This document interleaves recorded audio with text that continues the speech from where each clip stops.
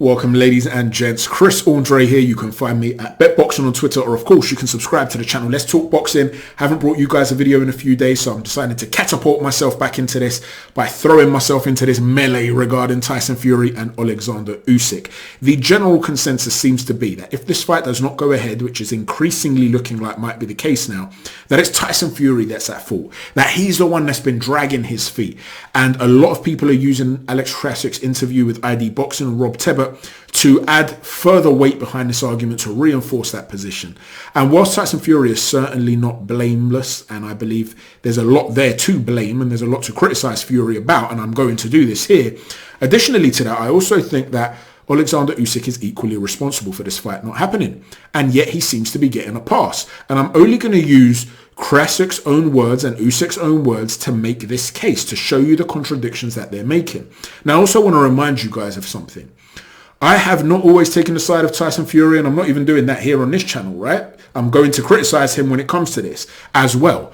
But I haven't always taken his side when it comes to negotiations. When it came to the Dillian Whyte saga, I came out and I publicly said the split of 80-20 is completely unfair. The world was locked down, and just because Dillian Whyte decided to be active when others were not, and he did it in Gibraltar, you can't look at how much he made for that fight and pretend that that's somehow an equivalent to what his typical worth is when you're trying to discuss and debate what sort of splits each guy deserves. So I'm not shilling for Tyson Fury. And by the same token, when Alexander Usyk was in negotiations with Anthony Joshua, initially when there was talks of him being lowballed, I came out and I said that that was wrong and that he needed to be offered the fair amount if they wanted that fight to occur. So, you know, I'm not one of these guys that takes the side of either one of these guys consistently. And also, just to add, in terms of their boxing abilities, I've been praising these guys and putting them on a pedestal way before it became popular to do so, when neither one of them was spoken about in the glowing terms that they're spoken about now.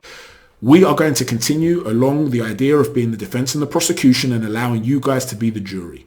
And the fact of the matter is this: Krassyuk made some really good points, and some of those points are as follows. The only thing pending is that Tyson Fury's contract has not been signed. Everyone else is on board. We're on board. Queensberry are on board. Usyk signed his contract. He's on board.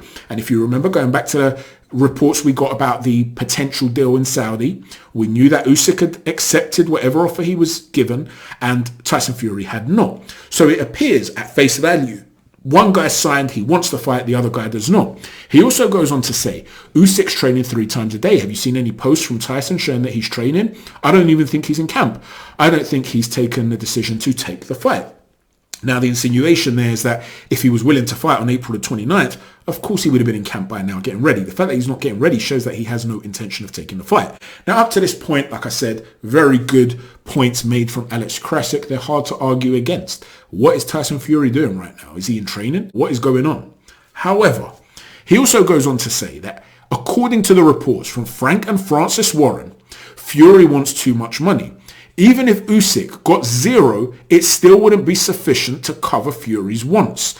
Usually when a fighter is asking for something impossible, it's because he doesn't want the fight. Now that clip has been taken and put all over social media, and it's reinforcing the fact that Tyson Fury doesn't want this fight. He's pricing himself out of the fight.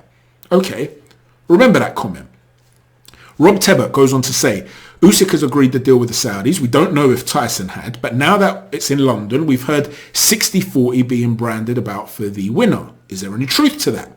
And Krassyuk admits that that was the last option that was offered and that Fury rejected it. And I believe even if he was offered a 90-10, he wouldn't accept it. So thus far, still in line with the comment he made about if 0 was given to Usyk, it still wouldn't be enough for Tyson. I'm speculating if we gave him 90%, it wouldn't be enough. He just clearly doesn't want the fight. But then he goes on to say, a counter offer has never been made and we don't know the specific split that Tyson Fury wants. Come again? How do you know, therefore, that even if Usyk took 0, it wouldn't be enough for Tyson Fury? Are you really telling me that Frank and Francis Warren came to you and said to you, Fury wants too much money. Even if Usyk got 0, it wouldn't be enough to cover what Tyson wants. And you didn't turn around and say, well, what do you mean? What's the figure that he wants? You don't know the figure and you don't know the specific split? What are you talking about? And then on the other hand, you're sure that if he was, even if he was offered 100%, it wouldn't be enough? That doesn't add up. But it doesn't end there. We'll come back in a moment to why it doesn't end there. But just to sidestep a second, I'm going to give you a comment that he made which does actually hold value. Because I don't actually think a 50-50 is unfair. Remember, I'm not shilling for Tyson Fury here. A 50-50 split would not be unfair. And why would it not be unfair? Because as Krassyuk said, Usyk has 3 belts and that's his contribution to the fight. This is the reason that this fight can generate 2 to 3 times more than Fury's previous fights. In other words, what Usyk brings to the table is what enables Fury to have his value magnified even further. He's not just fighting a bum, he's fighting another superb champion. And as a result, it magnifies the value of Fury. So whilst you're an A-side, your A-side is there, okay, you've got the advantage, but your value is magnified because of Usyk. He goes on to say, this is happening not because of Tyson, but it's happening because of Usyk, because he's contributing his achievements to the sport in this fight, and that's why it has to be 50-50. And that was my initial intention, but we are flexible people. Now, because of those reasons, because of the contribution of Usyk, I don't have a problem necessarily with 50-50, especially because as Krassyuk goes on to say, you're generating the profit, so that's almost like a contradiction. You are generating the profit, but you're also receiving the advantage of fighting at home. And I can understand that there has to be some sort of payout for getting the home advantage. However, it's also not necessarily unfair to say that even with home advantage, Tyson Fury gets 60-40. And I'll explain why. First and foremost, the American champions. When have they ever really gone abroad? Or when have they ever paid for the advantage of fighting at home? You don't hear the likes of Floyd Mayweather or Deontay Wilder when they were champions, or Errol Spence saying, you know what, I'm the champion, I'm the A-side. And the thing is, you're a champion too, but because I'm the A-side, and I'm getting a fight in the US, we'll go 50-50 split. That doesn't really happen. You may give a certain percentage to buy the home advantage, say you might give your 5%, whatever it might be, but ultimately the A-side is still the A-side and tends to get home advantage. And as for the bit where he's saying it has to be 50-50, whilst I don't think that's unfair, Eddie Hearn in an interview with IFL TV, even Eddie Hearn, came out and said that should it be 60-40? Well, yeah, that's probably a fair split, but are you going to let that scupper the legacy that you would get from this fight? Now, I agree with Eddie Hearn in that regard. Tyson Fury is being greedy, and that is the word that Eddie Hearn used. It's greed. You're being greedy, Tyson. Does it matter whether you make 90 million or 50 or 60 million? Now, listen, don't get me wrong.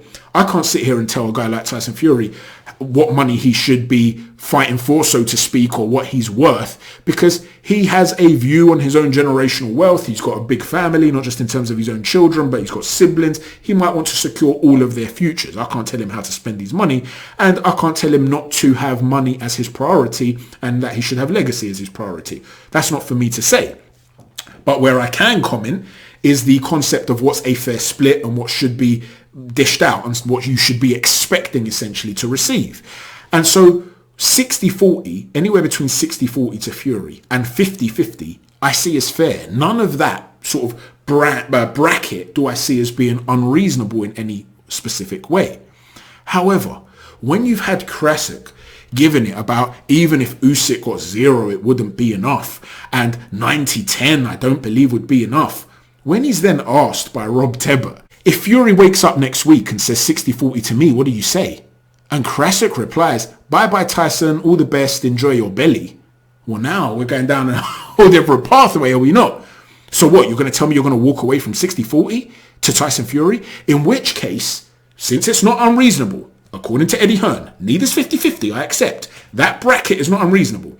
Since you would have been made an offer in a range that is not unreasonable, and you would not be willing to accept that, when you've been sitting there speaking about how this fight should be about legacy and it's not just about the money and all the fans that like your Instagram and all of that, you've got a one-day payback to those guys, Tyson Fury. Well, you're talking about that. Why aren't you willing to walk that walk? You want Fury to walk that walk, why aren't you? And a lot of people have said to me, yeah, but Chris, Alexander Usyk has never been money-minded. He's never been that sort of guy. He's never been the guy that's pushed for these sorts of things. And as a result of that, he deserves the benefit of the doubt and he deserves credit. It's always been Fury. Look at the White situation. It's always been Fury that's been difficult in this regard. Well, is that really true? Krassyuk goes on to say in the same interview, We had the same story with AJ. The first split was not good enough. It was in line with the split of the WBO, and we had a rematch clause, and in the rematch clause, the split was completely different, and that shows that loyalty to boxing and an absence of greed is what, from Usyk, is what eventually paid him off. So we were flexible to move, but it's disrespectful to treat the unified champion like this. So you've already got previous of Alexander Usyk saying, more money, Eddie. Remember that interview? And I did a video on it at the time. More money, Eddie. We need more money. And I actually said that if the amounts that were being put out were genuine, he was being lowballed and he deserved more money than he was getting. However, the point is you are clearly taking splits into account. And that's not the only case, is it? When Alexander Usyk was going to fight Joe Joyce, Krassyuk was asking for a big split. In an article by Sky Sports, 11th of March 2021, titled Alexander Usyk's promoter clarifies Joe Joyce's stance due to WBO rules, Alex Krassyuk claims a fight between Usyk and Joe Joyce. The split should be defined as the average of the last 3 fights, and according to my knowledge, it should look like 93% in favour of Usyk. The minimum allowed by the WBO is 80-20. So you didn't want to be in line with what the WBO were offering at the time there for the 80-20, and you didn't want to be in line with what the WBO felt were the right guidelines for the AJ fight. And whilst in the AJ fight, I understood that you deserved more than what was being touted around at the time. I don't know what the split would have been exactly, but you're clearly not happy with the WBO split there or with the Joe Joyce fight. Now, with the Joe Joyce fight, there is a bit of an asterisk there because I don't believe that was a genuine offer. I think what they were trying to do is delay the fight happening. And so they wanted it to go to purse bids because they were waiting on the arbitration case with Deontay Wilder. So they thought if we make a really unreasonable offer, Joe Joyce is not going to accept it. It's going to delay it. We're not going to have to sign the fight. If Wilder then has to fight Fury for a third time, we get in and we fight Anthony Joshua without having to pay any step aside money or anything like that. I wouldn't have signed with Joe Joyce. So it was tactical. I'm not saying he was trying to price himself out of a Joe Joyce fight. I thought it was a tactical move and it was an understandable move because he wanted the AJ fight. However, it shows that they are tactical enough and sly enough and Machiavellian enough to take purse splits into account when it suits them and to ask for more than a typical guideline when it suits them. But now all of a sudden it has to be 50-50 and it's disrespectful to the unified champion. And if they come back to me with 60-40, we're going to say, bye-bye Tyson, all the best, enjoy your belly. Well, make up your mind. Is it a case of him just wanting legacy and not being concerned about money and being willing to take on all comers regardless because he's searching for that one big defining final win? Or is it a case of them being acutely aware of the business element of boxing? Now, in the same way that Tyson Fury, Eddie Hearn is correct, should not allow 5 or 10% here or there to stand in the way of legacy, neither should Alexander Usyk allow a 60-40 split to stand in the way of legacy. You know, you have to understand something here, guys. Alexander Usyk is potentially one fight away, one victory away from catapulting himself into the conversation for being the best pound-for-pound fighter of all time. Now, that doesn't mean he would be for sure or anything like that. I don't believe you can ever say this guy's the best. But there are a group of guys, 10 guys, 15 guys, whatever it might be, who you can make a case for. And then it's just speculative. You'd be talking about a guy who was a world amateur champion, gold medalist, Olympic gold medalist, undisputed cruiserweight champion, undisputed heavyweight champion, all on the road without ever tasting defeat. Unbelievable achievement. When you're talking about legacy, it doesn't get better than that. And to have great fighters on your CV, it does not get better than that. That is right up there. You can make a case for Usyk over anyone. By the same token, you look at Tyson Fury. You're talking about a guy who dethroned the supposed king of the last era, who was looking unbeatable for a lot of people. He was considered a massive outsider when he went to Germany. He would have faced three times on 3 occasions Deontay Wilder. And a lot of people undermine the idea that you beat the same guy 3 times.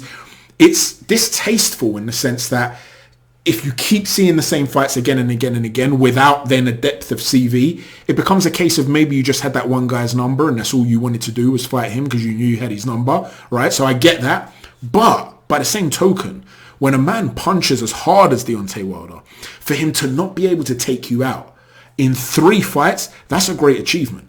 In other words, if it doesn't matter how many times you beat someone, if you only beat them once, that's all that counts. Well, then what? Are we going to say that Frazier and Ali are 1-1? The third fight where Ali wins 2-1 essentially, that doesn't matter? Of course these things matter, right? So it's not so much that him fighting Deontay Wilder and beating him really in the eyes of most people on 3 occasions is somehow undermined. It's an incredible achievement, but people want depth of CV. So if you have Klitschko and then Wilder 3 times and then you add to that Alexander Usyk, he would only then need Anthony Joshua, in my opinion, to say that I've taken care of all the supposed kings of my era and the king of the previous era, and I proved myself to be the best heavyweight of this generation. And again, never having tasted defeat, he could then turn around and say to people, listen, I'm in the conversation for the best heavyweight of all time. I'm right up there with the best of all time. And you're going to mention their names, you must mention mine. So think about how much is at stake for both of these two guys. And you're going to let that 5-10% sway you from taking that? They both deserve criticism for that.